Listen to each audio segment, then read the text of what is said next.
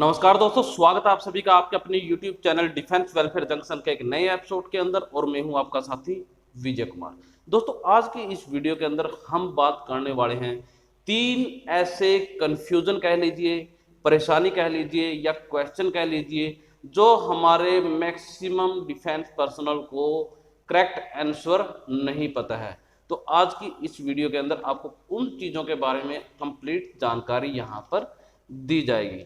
तो चलिए दोस्तों, वीडियो शुरू करने से पहले अगर आप इस चैनल के ऊपर नए हैं तो कृपया करके चैनल को सब्सक्राइब जरूर कर लें। और अगर आपने बेल आइकन को प्रेस नहीं किया है, चैनल को सब्सक्राइब कर रखा है, तो उस बेल आइकन को जरूर प्रेस कर लें ताकि जब भी कोई हमारी वीडियो जाती है उसका नोटिफिकेशन आपको मिल जाता है और आपके पास वो वीडियो तुरंत पहुंच जाती है। तो चलिए दोस्तों, वीडियो को शुरू करते हैं।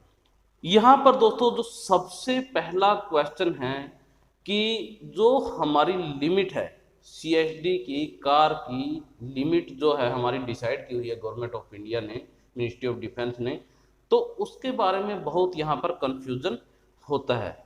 यहाँ पर दोस्तों सबसे पहले आप लोगों को बता देते हैं कि हमारा जो पे स्ट्रक्चर है वो लेवल के हिसाब से होता है, यानी कि लेवल 1 2 3 से लेके अबोव, और उसी के हिसाब से हमारी यहाँ पर पे यानी कि जो सीएसडी की लिमिट है वो डिसाइड की हुई है। लेकिन यहाँ पर कंफ्यूजन क्या हो जाता है लेवल 3 से 6 पर आकर, क्योंकि जैसे ही हम नए सूबेदार बनते हैं तो हम लेवल 6 पे पहुंच जाते हैं।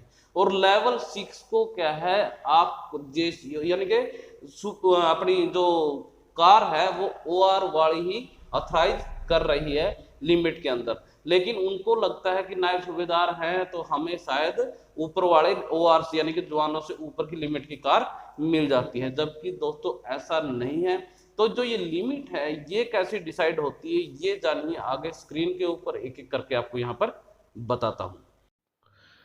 तो यहाँ पर अगर बात करते हैं दोस्तों हम लिमिट्स की, तो ये लिमिट जो आपकी डिपेंड करती है वो करती है ओनली एंड ओनली सेस के ऊपर।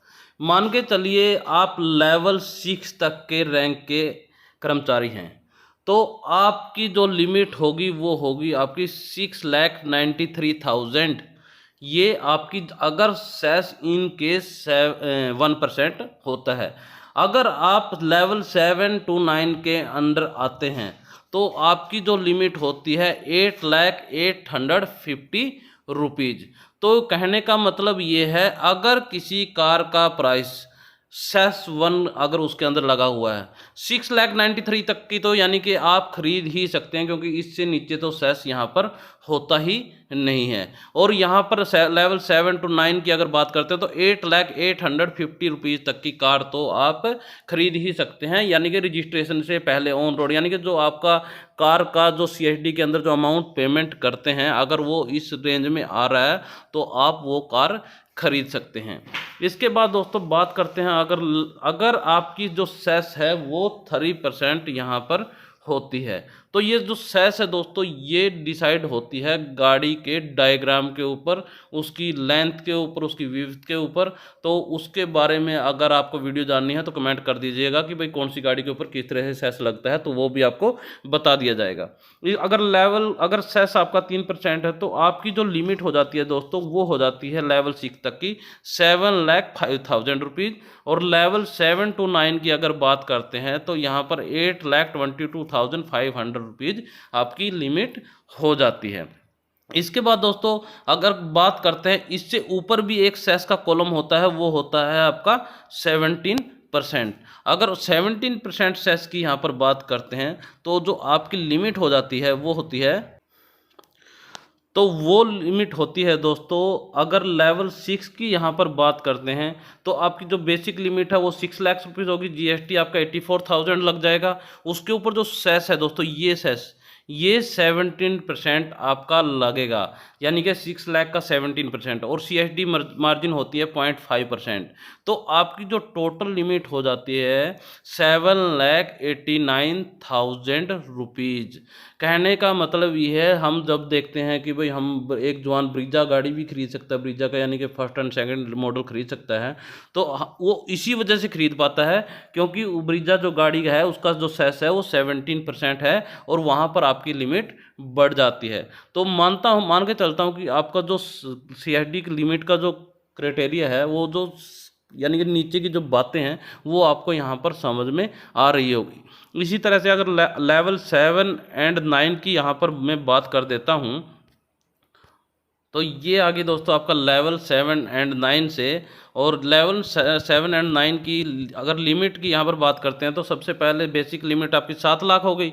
उसके बाद जीएसटी आ गया आपका 14% 98,000। सेस अगर 17% बात करते हैं तो 1,19,000। सीएसडी मार्जिन आपकी 3500 रुपये होगी, और टोटल लिमिट आपकी 9,20,000 यहाँ पर हो जाती है। इसके बाद अगर बात करते हैं आपके रैंक स्ट्रक्चर की, तो रैंक स्ट्रक्चर लेवल 3 to 6 के अंदर आपके जो नायब सूबेदार होते हैं ना, वो लेवल 6 में, यानी कि जो रिसेंटली बनते हैं एकदम से बन जाते हैं, वो लेवल 6 में आते हैं। उसके बाद उनका लेवल 7 में, कई नायब सूबेदार लेवल 7 में भी होते हैं, क्योंकि उनके इंक्रीमेंट लग के आप वो एसीपी वगैरह लग के आप लेवल 7 में पहुंच जाते हैं। अगर रैंक से कोई मायना नहीं है इसका, अगर आप लेवल 7 में है, नायब सूबेदार ही हैं, तो आपकी क्राइटेरिया ये लिमिट आपकी यहाँ पर हो जाती है। क्योंकि इस मैक्सिमम कन्फ्यूजन आपका लेवल 6 में ही होता है, क्योंकि लेवल 6 वाले नायब सूबेदार भी हो जाते हैं, हवलदार भी लेवल 6 में पहुंच जाते हैं, एसीपी नायब सूबेदार होते हैं। तो यहाँ पर मैं मान के चलता हूँ कि आपका जो डाउट है लिमिट के बारे में वो यहाँ पर क्लियर हो चुका है। इसके बाद दोस्तों जो दूसरी चीज है, जो दूसरा कंफ्यूजन है, वो होता है हमारा रजिस्ट्रेशन के ऊपर। जब हम कोई कार खरीद लेते हैं तो उसका जो रजिस्ट्रेशन होता है, जो रजिस्ट्रेशन चार्जेज होते हैं, वो एक्चुअली में बहुत बड़ा कंफ्यूजन है। बहुत क्वेश्चन आते हैं इस चीज के कि सर जो आरटीओ चार्ज होता है वो हमारा सीएसडी की इनवॉइस पे लगता है, या जो रिटेल यानी कि जो एक्स शोरूम प्राइस होता है सिविल का, उसके ऊपर लगता है। एक्चुअली में देखा जाए तो जब हमने कार के लिए प्राइस पेड किया है उसके ऊपर लगना चाहिए, क्योंकि इनवॉइस तो हमारी वही है। लेकिन दोस्तों अगर हम हकीकत देखते हैं तो जो हमारा आरटीओ चार्ज होता है तो वो आपका जो सिविल एक्स शोरूम प्राइस है वहां पर वो यानी कि उसके ऊपर लगता है।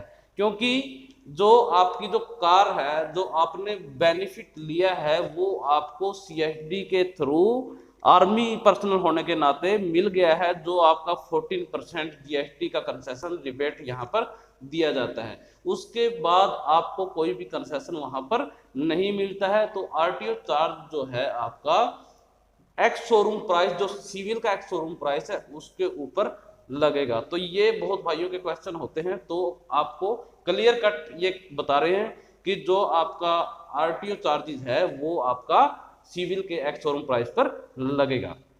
इसके बाद दोस्तों जो थर्ड क्वेश्चन, जो थर्ड कंफ्यूजन एक रहता है हमारे बहुत सारे भाइयों के दिमाग में, वो होता है डिस्काउंट से रिलेटेड।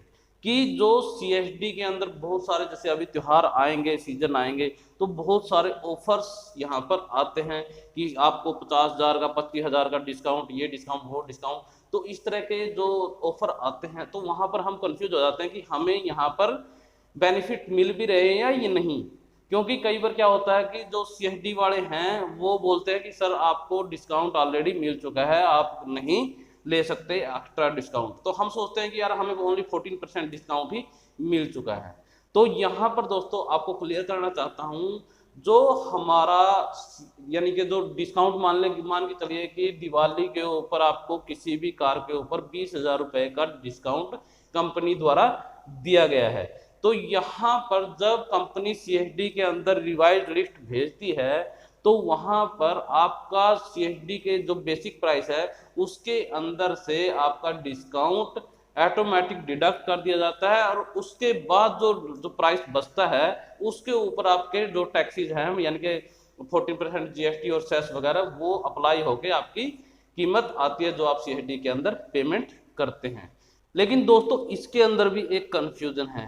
एक्चुअली में मान के चलिए दिवाली आई हुई है और आपने सोच लिया कि भाई ऑफर्स, जो हम एडवर्टाइजमेंट कंपनीज के देखते हैं वहां पर देख लेते हैं कि हाँ ऑफर्स आए हुए हैं, डिस्काउंट आए हुए हैं, तो हम तुरंत सीएसडी के अंदर बुक कर देते हैं और वहां पर जाकर हम अपनी जो भी कार है वो बुक कर देते हैं। हमें लगता है कि सारे के सारे डिस्काउंट इसके अंदर मिल चुके होंगे, जबकि ऐसा नहीं होता दोस्तों। तो हमेशा अपने डीलर के थ्रू कंसल्ट कीजिएगा कि जो आपके डिस्काउंट है वो ऑलरेडी सीएसडी के अंदर रिवाइज हो चुके हैं या नहीं।